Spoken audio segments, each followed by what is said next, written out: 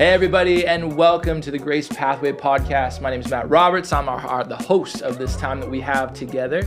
And hey, if you haven't already, make sure you hit that subscribe button, leave a comment, like this video, because we want to know that what we're doing is impacting your life for the kingdom of God. That's what it's all about. We're here to tell stories, and so we're trying something different. I know you're not used to this setup, but I've invited an awesome couple, Erin and Erin Simonson, to join me today. Welcome, you guys. Welcome to the pod. I know might feel a little different. You're like, what is this? Well, I have a microphone in front of me, but hey, it's a good time. We got a table now. We're big time.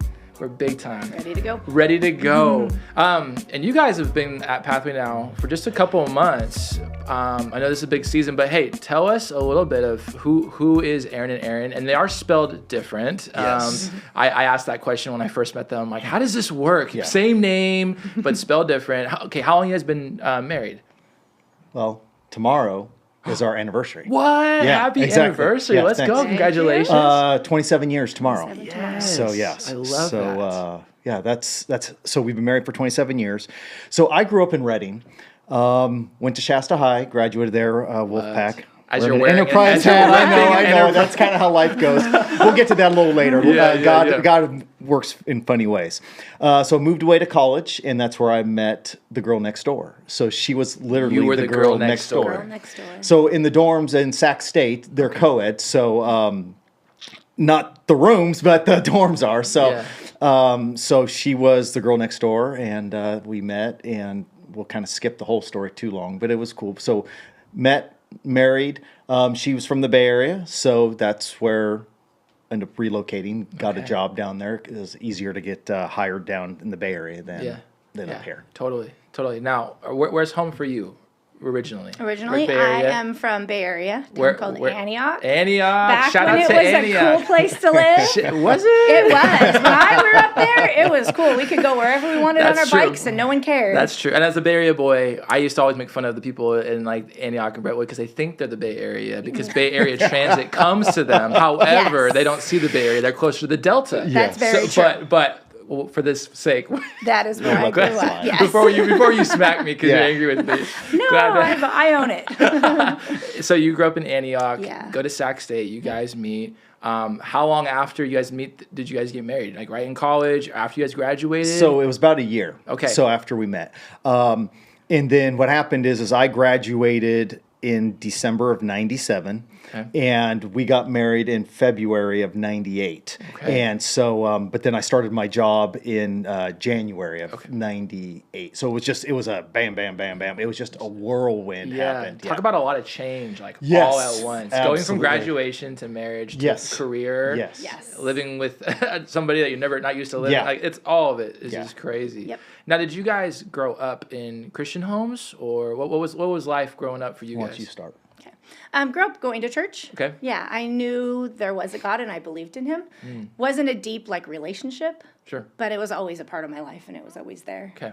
Yeah. So- And was that instilled on you by like your parents? Yeah, my parents. Okay. Yeah. Very cool. Kind of fell away a little bit in junior high and high school. Life got busy, Sure. schedules got busy, and we probably didn't go as regularly, Yeah. but I still knew that there was a God and Sure. believed in him. Sure. Stuff, so. What about for you? For me, I grew up in the church. I mean, I think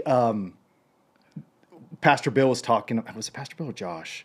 With Timothy and the legacy that he had. I think that Pastor was Josh. Josh. That was kind of my family. I mean, both sides of my family were in church. My parents actually met in the same church. Whoa. And so my grandparents on my mom's side, Sunday school teachers. My grandpa was an usher. And then on my dad's side, my grandmother's actually an ordained pastor. Wow. So it's just kind of been on both sides, just kind Wow. of going through. Okay. And now my mom and stepdad are pastors. My dad still lives in Reading. I thought he got maybe an MDiv. I'm not 100%, but Okay. he's active in his church Sure. and in his men's group Sure. and stuff. Wow. And so yeah, So there's a legacy that I kind of have. Not gonna lie, I mean there were times where I kind of, maybe being the young man in high school, college, you kind of start pushing away a little bit, maybe seeing what life has, and yeah. I don't think I ever stepped away, but there were times I definitely questioned some things, and I think that's probably healthy to question things. Well, I think if you don't question things, you just take it all like for granted without it doesn't become real. Yeah. Right. And then one of my favorite questions is like I always ask people who maybe have grown up or knew God or grew up in a church was like, when did it like when especially if you were raised in it where it's like I used to say the legacy of my family and like my parents did it. When did it become yours? You know, like when did the light bulb go off for you going, yeah, okay, this is no longer just the faith of my family. Going to church is not just something that we just do because it's Sunday, I got to go to church. But this is something that now it's my choice and I want to. When did that become real for you guys? Mine's pretty clear. I was getting ready to go away to college. And I remember, just being a teenager is hard, right? Life was hard. I was big changes coming and I was just unsettled. And I remember going outside of my house one day, probably crying over something silly that had happened. And I remember looking up at the sky and saying, you know what, God, if you're real, show me. Like, there's something I'm missing. If you're real, show me. Wow. And then like a month later, I went away to school. And I see now that God started just putting people in my life that were Christians. What? That I started working at the library on campus. And one of the other students that I worked with was like, hey, you should come to church with me. And I was like, well, that's okay. I used to go to church. What kind of church did you go to? And that was the same kind of church I went to. And it started a ball rolling of just people coming into my life. And then a year after that, that's when I met Erin. Whoa. And we went to church. So, and that in between that year of when I first went away to school and when I met Erin is when it really became mine. Yeah. Like one of my friends took me to a Stephen Curtis Chapman concert. That's so good. One of your friends, be real. Okay, it was a boyfriend. There we go. I love guy. Just calling it out. It was one of my friends. Took me to a Stephen Curtis Chapman concert, and that's where I got saved. And from that day on, I drove to Barnes & Noble the next morning, got a Bible. That's awesome. Started reading it. Yeah. And here we are. Wow. So it was a very clear moment. I love that. I love that you had people, though, that when you were receptive to people coming and inviting you. Yeah. But I think sometimes people get held up on, it doesn't take much, but an invitation to potentially change someone's life. Absolutely. And I've lost track of some of those friends. And I always say when I get to heaven, like there's people, I'm going for my grandparents, I'm going for all the people, but I'm going to search out those people. Yeah. There's a friend named Casey. And then there was a girl, I can't remember her name, but I can see her face right now. I'm going to search them out. And I'm going to say, you know what, I'm here. Because you invited me to church, because you were my friend, because you were a piece of that story, but they didn't get to see the whole picture. No, and I think that's there's something so good about that, because I think sometimes as Christians, all we care about is seeing the fruit, but we don't know the seeds that are being sowed, and it doesn't. We're not called to recognize all the fruit. We're called to plant seeds, and praying with people, talking to people, having good conversation with people. Even what we're doing right now, planting seeds. Yeah. And we don't know what this is going to do, but we believe that God can take it and utilize it. And so I love that you just said, I'm going to search them out and tell them I'm here because of your faithfulness to just be obedient. For sure. It's powerful. Okay, for you, growing up, Christian, all of that, but when did it become yours? It'd actually be after I met Erin. One of the cool things that I remember is when I was kind of first starting, I guess kind of like the courtship process, but I remember walking into her room and I remember actually seeing a Bible on her bookshelf. Yeah. And I thought, okay, that's cool. And I remember talking to my mom about that even, and mentioning that. And so again, I was still, I wouldn't say I had fallen away, but at the same point, it wasn't strong. So probably as I got a little older, even after we were married, probably after having kids and stuff, it's like it just kind of the shift in the dynamic of who I was, from being a college kid to obviously becoming a husband and then a father and then just kind of and what I did for a living and stuff. So it was just very I don't, there's not an exact moment. I mean, I can tell you there are certain moments that I had, especially when my relationship grew and got closer. One of the times was we had been married for a while, and we were in the Pleasanton church, and it was Pastor Gary Senna, who was a chaplain with the local police department. And he just spoke into me, and it was just kind of one-on-one. And it was kind of like, let it go, give it to God. And I was like, okay, I'm a control freak. I mean, I'm not like crazy about it. I mean, everything's just going to go as I want it to go. So. It's not a problem. It's not my plan. Exactly. So once, kind of giving that up, that really helped a lot with my growth, with where I am now. And because I'm not the person I was, obviously when we met, I'm not the person I was even 3-4 years ago. I mean, just life is just continually evolving, and you just get different perspective with age. Yeah. And, Well, everything changes and everything teaches, Yes, and so absolutely. I think you're 100% right. I mean, I'm a better follower of Jesus now after being married, after having kids. Yeah. I think the kid thing just like it just kind of makes things like, right. whoa, it humanizes it, because you're like, wait, how is it possible there's a God that loves these little humans more than I ever could? Yeah. That part I'm like is like, no, that's not possible. Yeah. Like, that's not possible. Like, these are mine. Yeah. But the fact that we have a great God who is with us every step we take, right? Amen. It's something we remind ourselves every Sunday. I love that we do that every weekend, because it's so true. Yeah. Wow. And you guys have 2 girls that are young adults. They are. Living, and you guys are empty nesters. We are. Wow. New chapter of life for you guys. Yeah. Yeah, it's cool. It's exciting, but it's, it's just life is different, right? And so it's just trying to figure it out. It's hard not having the girls because so we have 2 girls. So Alyssa is 26. She's a pastor at a Foursquare church up in Portland. Cool. Shout out to, was it Sunnyside? Sunnyside Foursquare. Sunnyside Foursquare. So if you guys are watching this, you're up in Sunnyside. Portland, you need to check that place out. Sunnyside And Foursquare. then drop in there and say hi to Miss Alyssa. Miss So Alyssa. Yeah, I like that's that. my mom kind of gave her that nickname. It's like so. if she ever needs to become a DJ on the side. 100%. Yeah. Miss Alyssa. I mean, come on. That's fantastic. So her, and then our younger daughter is down in Sacramento, Jessie, and she is an EMT down there working her way through school. That's awesome. Yeah. That's so cool. Okay, so and then you guys were in the Bay Area. You were, and you guys, we won't go all into it, but you did some law enforcement. You were a teacher at my rival school. That we found this out, and it was like like you worked at what school? Can we talk right now? Is this We can awkward? be friends. There's grace. We always say there's Right. grace at this church. Yes. Even for people who went to that school or Rival worked at high the school. schools. Rival high schools is so funny. Yeah. But I love that because when you recognize how small the Christian world is, and how you know people who I know people who we actually used to go to the same church at some point together, which at different times, but still wild to this day. Absolutely. And then you guys, things change for you guys, and you guys make a move up to Redding. Yes. Talk to us about that change for you guys. What led you guys to Redding? Part of this was Bay Area is cool, but it's hectic. The rat race is different. Yeah, it's a grind. It is a grind. And so now that I had tried to talk Erin into moving up to Redding quite a while ago.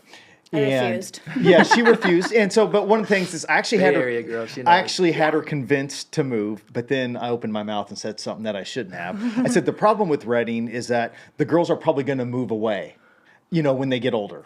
Oh, and so, the mom heart immediately was like, yes, no, never. Yes, exactly. And so she shut that down at that point. I realized, okay, I crossed the line there. Yep. Sometimes it's better to be quiet and just keep those thoughts to yourself. Safe space. That's right. Exactly. And so, but now the kids were gone as it is. And so my dad lives up here. We've been visiting up here, love the area. And it's nice to be up here closer to God's creation. Mm-hmm.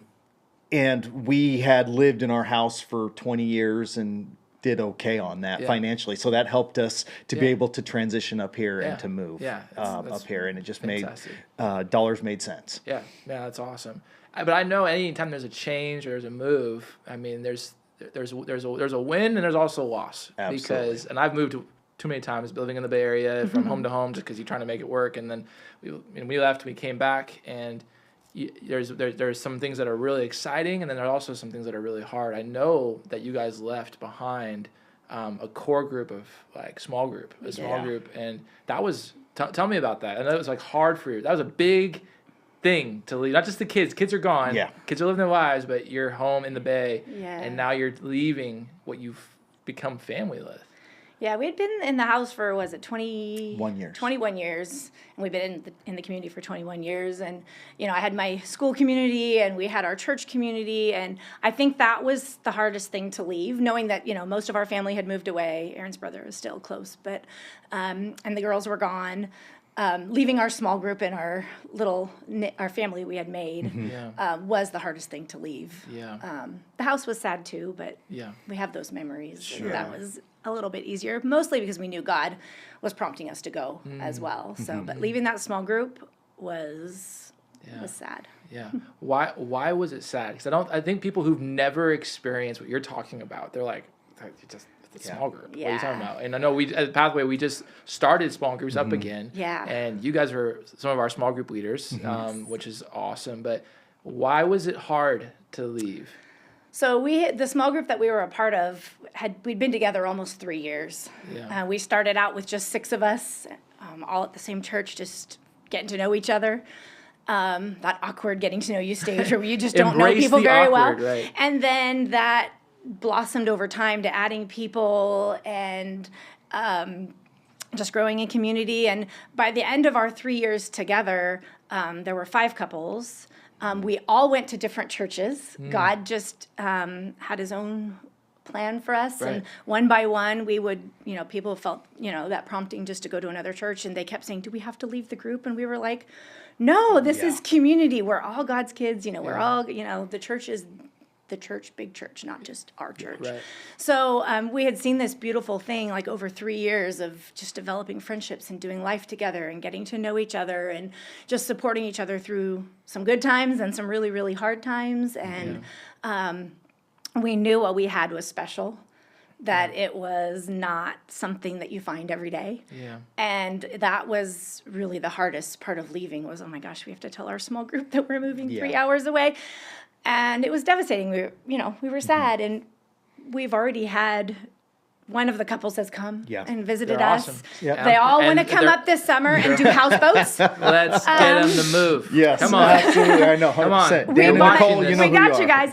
Another couple's Shout coming out. up soon, and they're going to go to the rodeo with us. Yeah. Because they're Family rodeo night. people. We're going to the rodeo. So Come on we're now. already, we've been gone. We moved in July. Yeah. And we've already been back 3 times to have dinner with them. And there are people, just because we moved, doesn't mean they're not still in our lives. They're more like family to us than just friends. Yeah. So.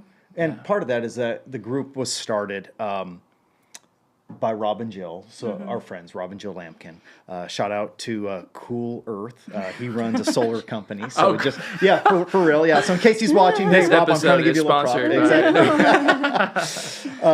Exactly. But Rob and I met by playing softball. So softball is a big part of my life. So talking about the community that we left, one of the crazy things is leaving the softball community that I was actively involved in, because both our girls played ball all the way through high school, and Jess even played a couple years in college. But I coached at Valley Christian, and then coached at Foothill, not the Foothill up here in Palisadro, but the Foothill down in Pleasanton, the OG Foothill that was started in '73. Foothill wasn't even around when I graduated up here. So, but having that, we developed that relationship with Rob and Jill, but then they brought us in with some other couples, and it just kind of grew, and it grew organically. It was really cool the way how God kind of put us together, because all of us were living life similarly,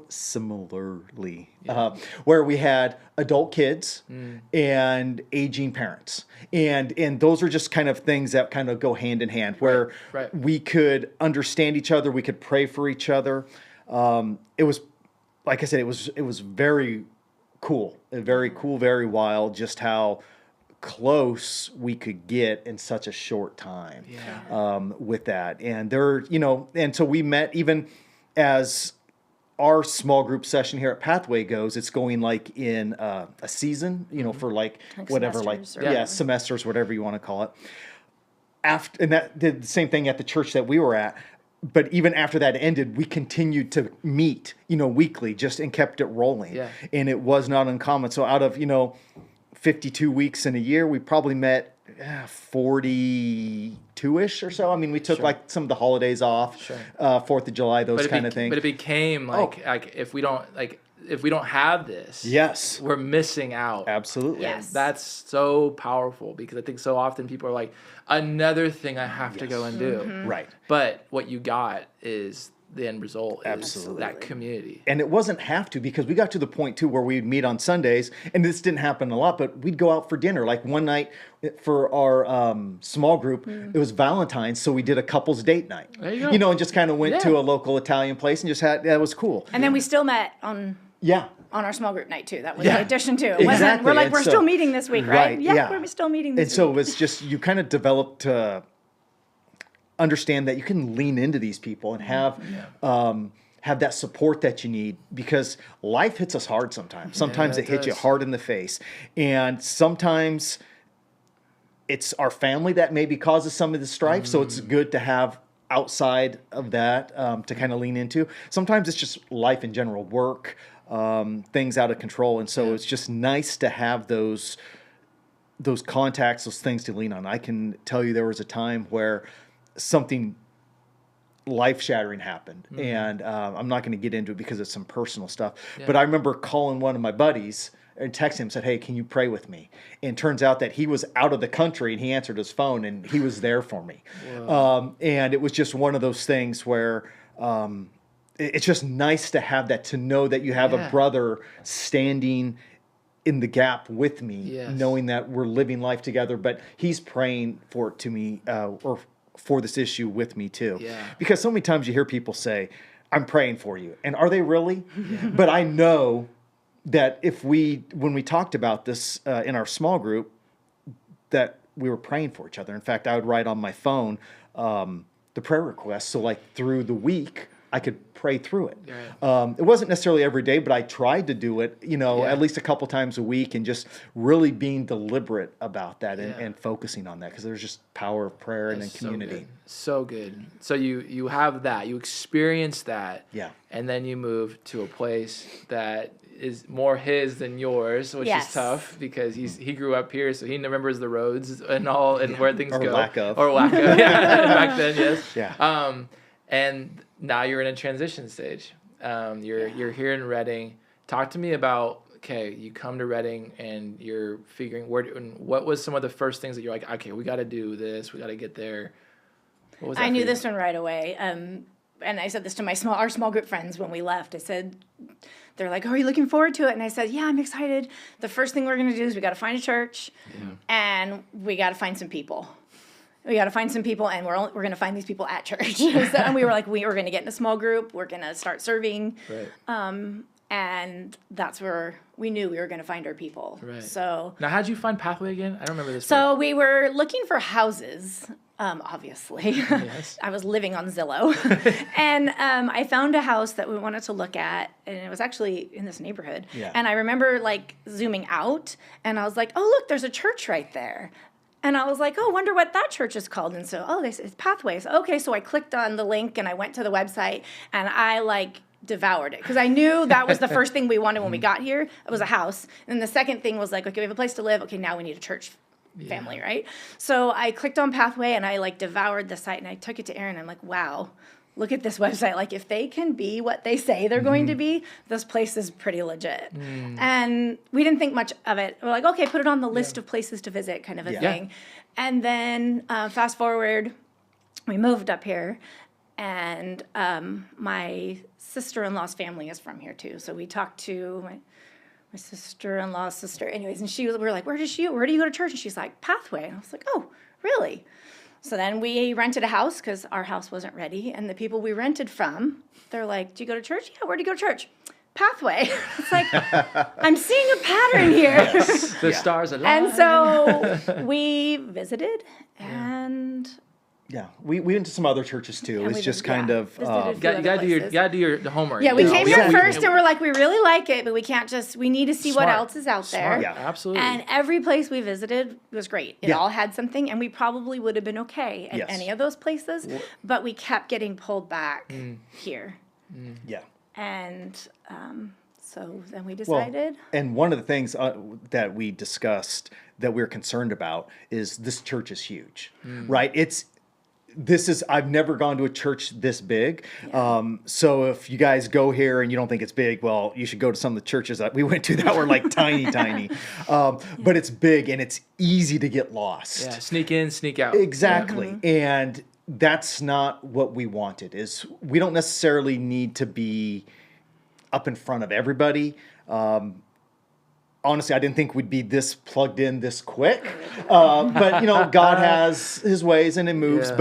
But this is one of the concerns that Erin and I had is that I don't want to come to church just to check a box and say, hey, I'm going to church. Now that's good because there are some people that are in different transition parts of their life and they just need to get the gospel weekly and just kind of work on their development and growth. But we wanted a little bit more than that, and so we needed to kind of be deliberate and I guess become part of a family, for lack of a better term. Well, you just left that, you Yes. know, and so I think it's one of those things you experienced it, and so coming, you're like, I've had that itch, and you knew coming in that you're to compare to exactly what you left. That's gonna take time, and it took you guys 3 years to get to that place where you guys were like best friends, close relationships, but I love that you got to experience that because coming in, you knew what was most important. And I love that you said, I'm going to find it at church and I'm going to find these people. And because I think sometimes people are like, church is the first thing to go. My life's busy. Church is gone. Yes. Like, I need a weekend free. Sorry, church. And yet, but as you guys are clearly testifying, it's like the power of church is to be what we're talking about right now, that community, that like we're doing life together. We're praying for one another.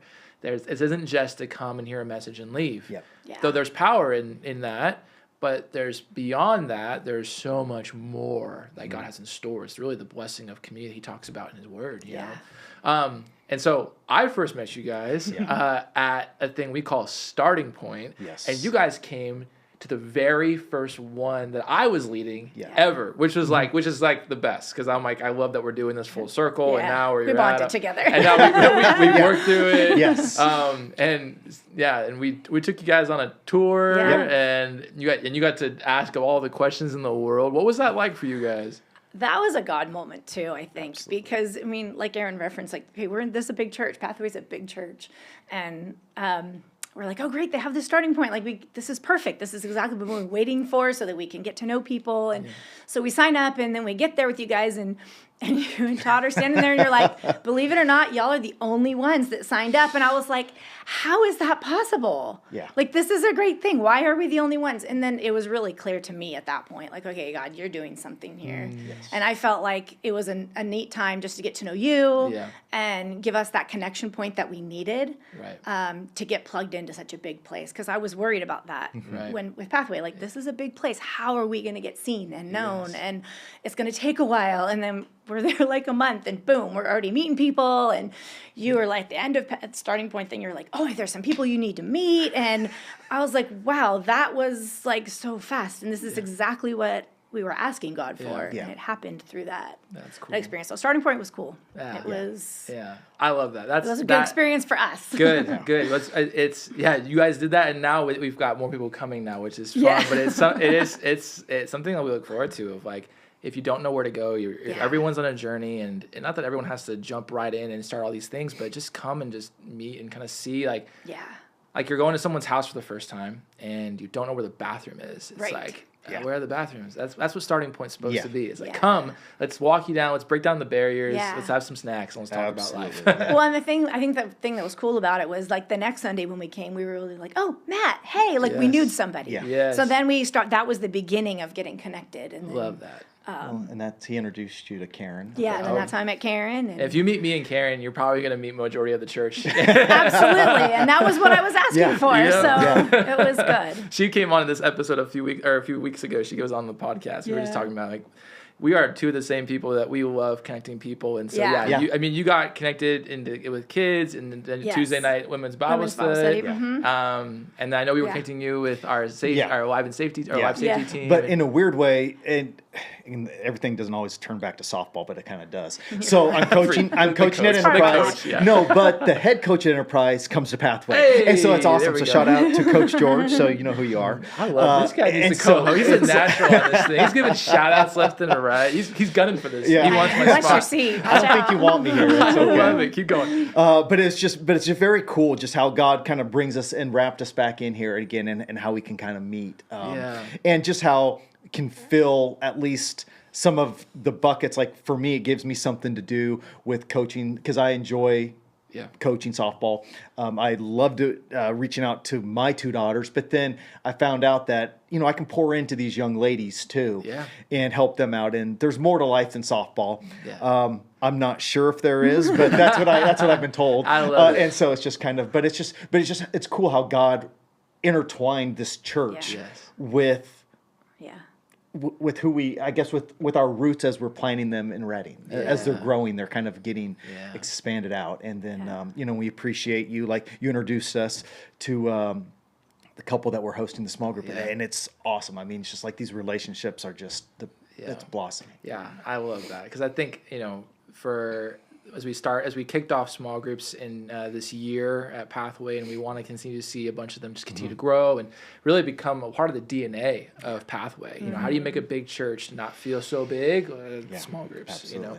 And so, we've spent a lot of time talking about, why small groups are important to you. But for those who are maybe watching, or maybe they've never been a part of that type of small group that we've described, what would you guys say to someone who's maybe on the fence about maybe they have just been coming to church, or they go to church and they serve, but even though that too, I always say it in threes. I say, like, if you can do one and you'll get a lot out of it, but if you go to church, if you serve in church and you get connected or be known in church, and the best way to do that is either in a class or a group of some kind, you will grow in your relationship with God, because you got people running in the same direction.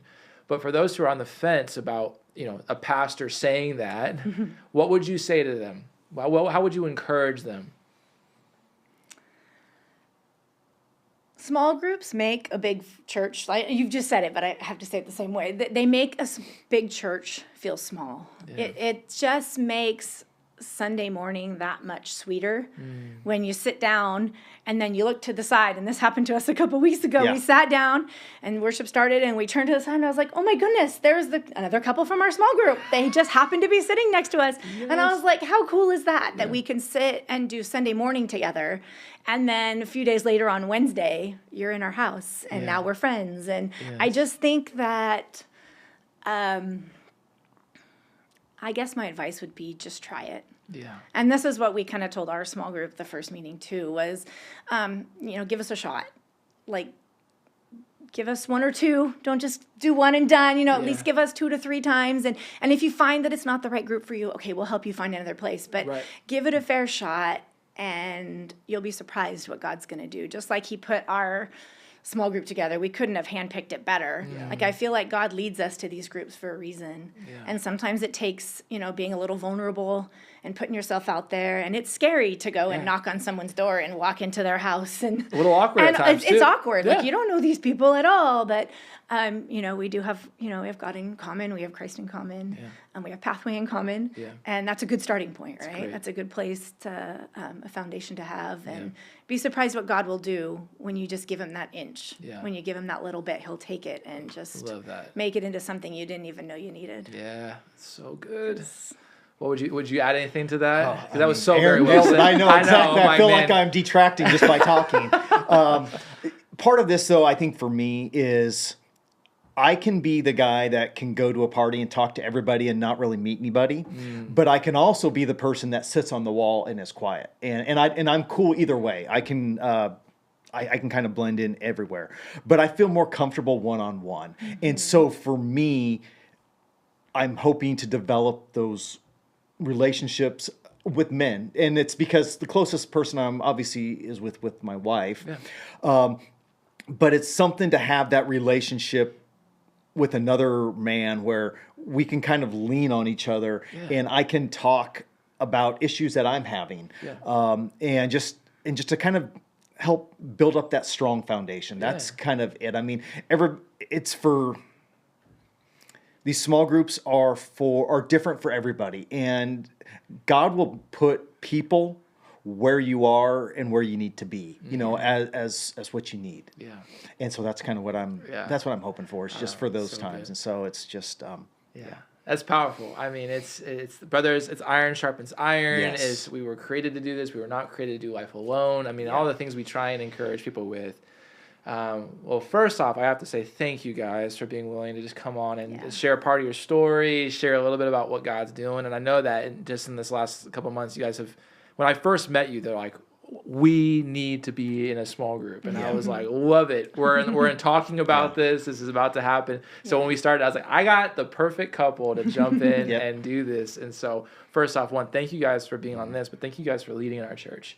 I think really helping become pillars in our church to really move Pathway into that, to make it even better than it has been, and to make a big church feel small. I think it starts with the one-on-ones. It starts with the relationships and being willing to open up your home every first and third or second and fourth, whatever you guys are doing, and to create a space where it's not rocket science. It's not like you have to do all this crazy homework, and you know we try and make it very easy. Of like, we're gonna talk about the scripture from the sermon. We're gonna have questions. We're just gonna have conversations about what God's done in our lives, and we're gonna pray together. That's the beautiful thing of it. But thank you guys for being a part. I was so glad that you're a part of Pathway, and I'm excited to see what God does in and through you guys being here. So thanks, Matt. No, we're happy to be here, and love Pathway. That's awesome.